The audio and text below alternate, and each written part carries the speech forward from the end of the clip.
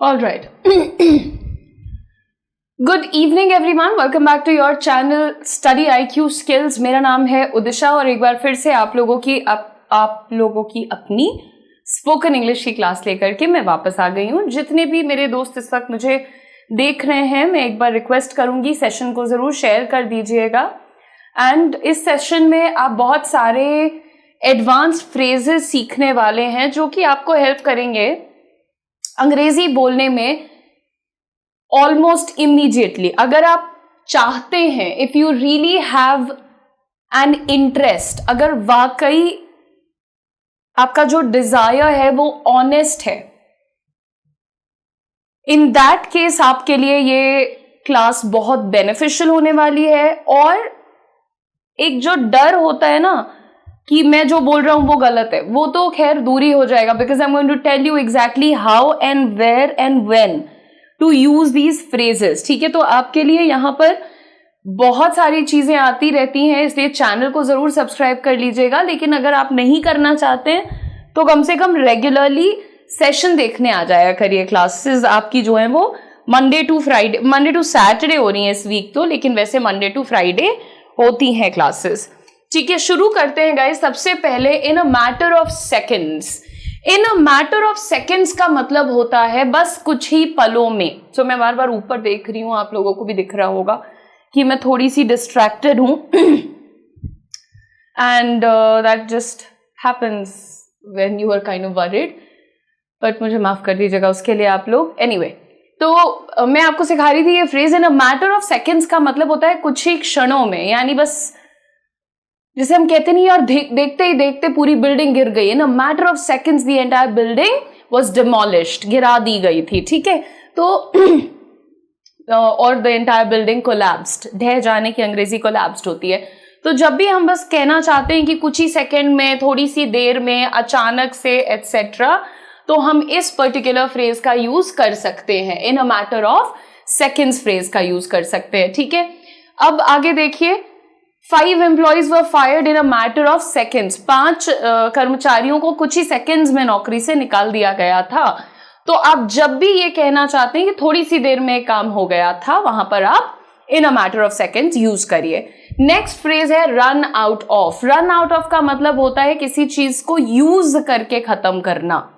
जैसे हमारे घर में चाय की पत्ती, चीनी, नमक एटसेट्रा होता है, फोन की बैटरी होती है, टाइम होता है, ये हम यूज करके खत्म कर देते हैं. Right, we keep utilising these things.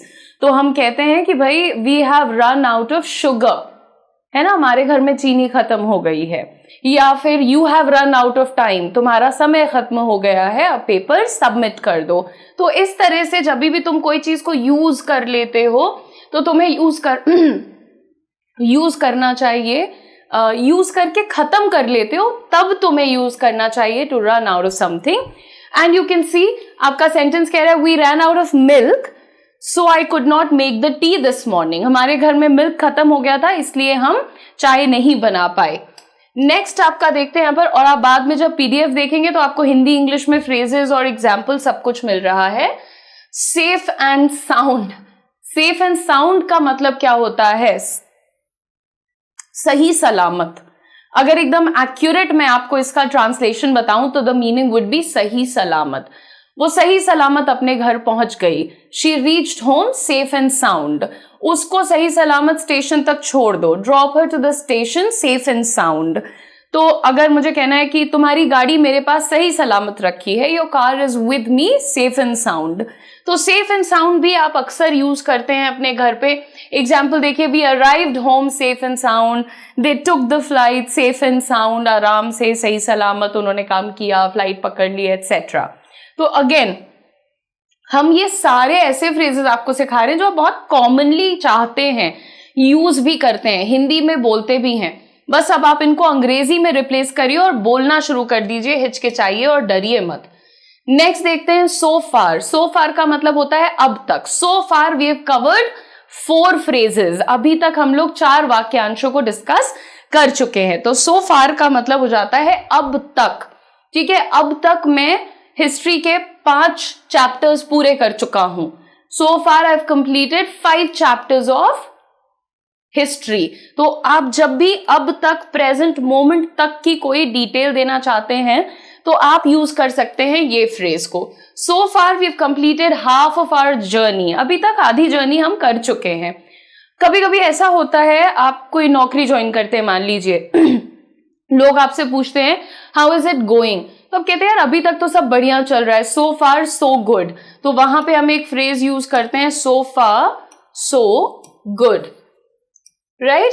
ये आपके सामने एक फ्रेज जिसमें आपको बताया जा रहा है कि यार अभी तक सब बढ़िया है, so far so good. Next we will see the phrase says scare the hell out of someone.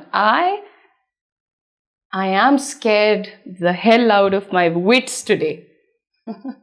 ठीक है, तो जब आप किसी को बहुत ज्यादा डरा देते हैं ना, यार उसने मुझे बहुत डरा दिया, he scared the hell out of me, she scared the hell out of him, तो जब किसी को बहुत डरा दिया, scared me very much की जगह आप फ्रेज यूज करिए scared the hell out of me. Next हम यहाँ पर इसका एग्जाम्पल देखते हैं, the sudden thunderstorm scared the hell out of the children. अचानक से गरजने वाले बादलों ने बच्चों को बहुत डरा दिया, या अचानक हुई गर्जना ने बच्चों को बहुत डरा दिया था। तो आगे देखते हैं इसी तरह का एक और फ्रेज जो हम यूज कर सकते हैं, to have a word with. जब भी आप किसी के साथ थोड़ी सी बात करना चाहते हैं, से बात करना, ठीक है, मुझे बॉस से बात करनी है, I want to have a word with boss. मुझे ममा से बात करनी है, I want to have a word with mom. मुझे तुमसे किसी चीज के बारे में बात करनी है, या लेट्स से मुझे तुमसे तुम्हारे एग्जाम के बारे में बात करनी है, I want to have a word with you regarding your exams. के बारे में की इंग्लिश हो जाती है रिगार्डिंग, और मुझे तुमसे बात करनी है, किसी से बात करनी है, I want to have a word. I want to have a word with mom, you, me, he, she. I need to have a word with my boss about my upcoming project. मेरा जो आने वाला project है उसके विषय में मुझे मेरे बॉस से बात करनी है। तो सिंपल सा सेंटेंस आपके सामने है, करेक्ट।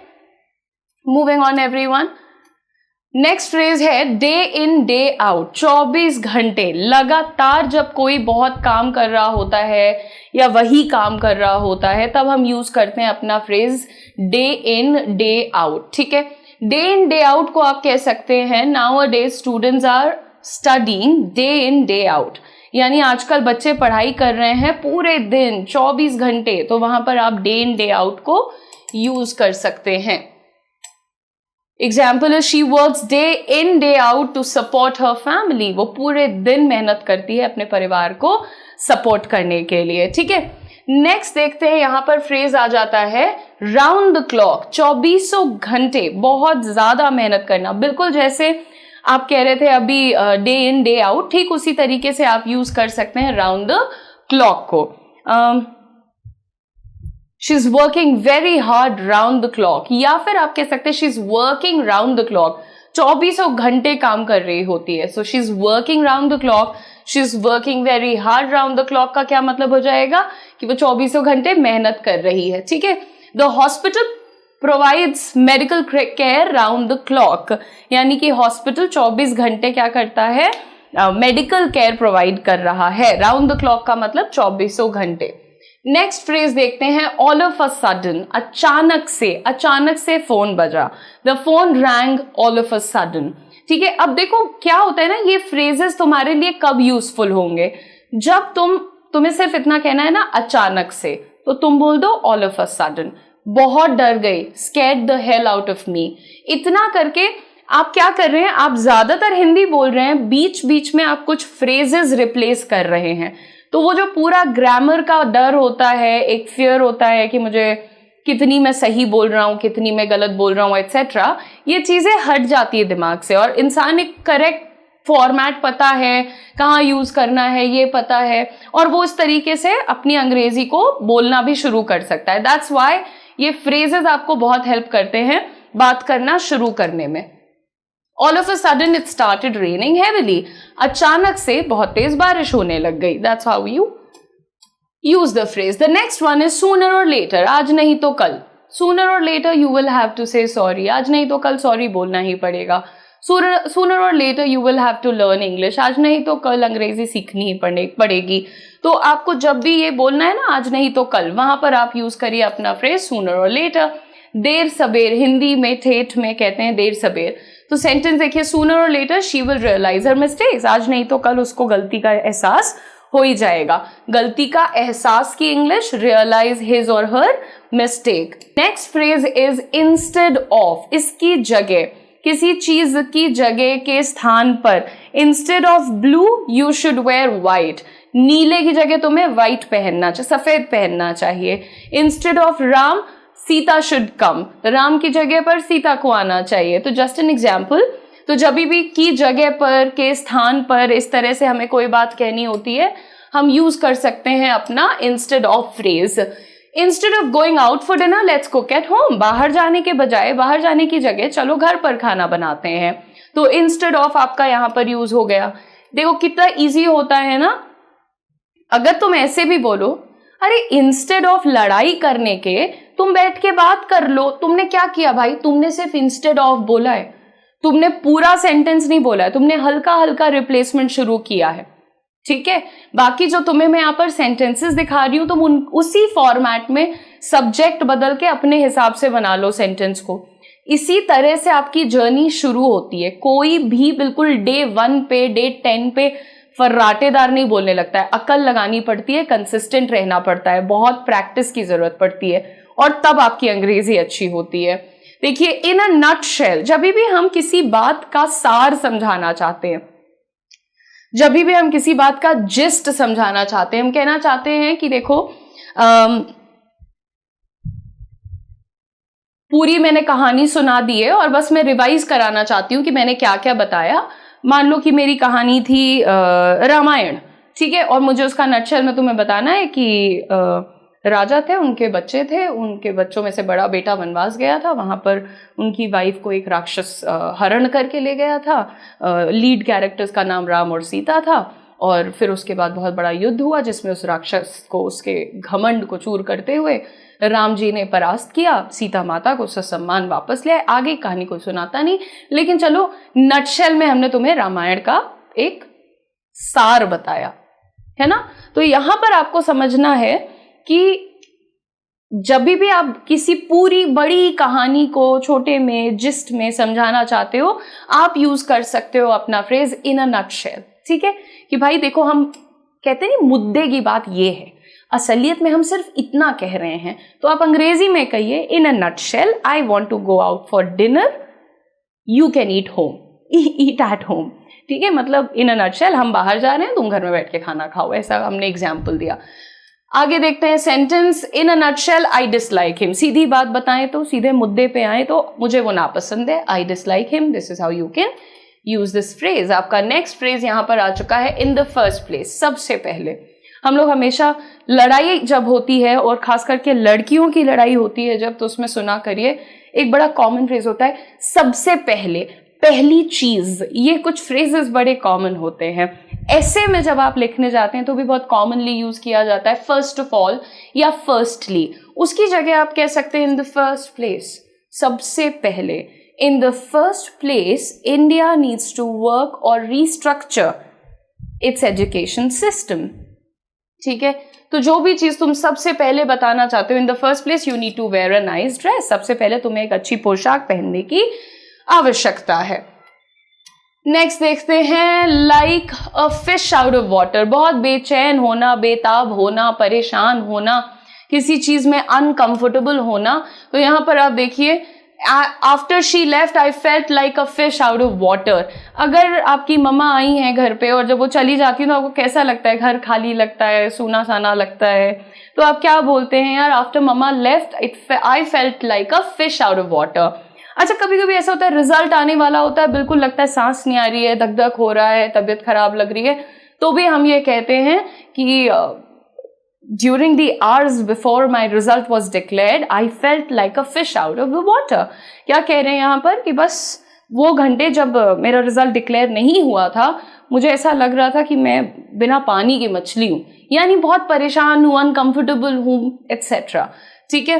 मूविंग ऑन, हम अपना आज का लास्ट फ्रेज देखेंगे यहाँ पर, ओवर एंड ओवर।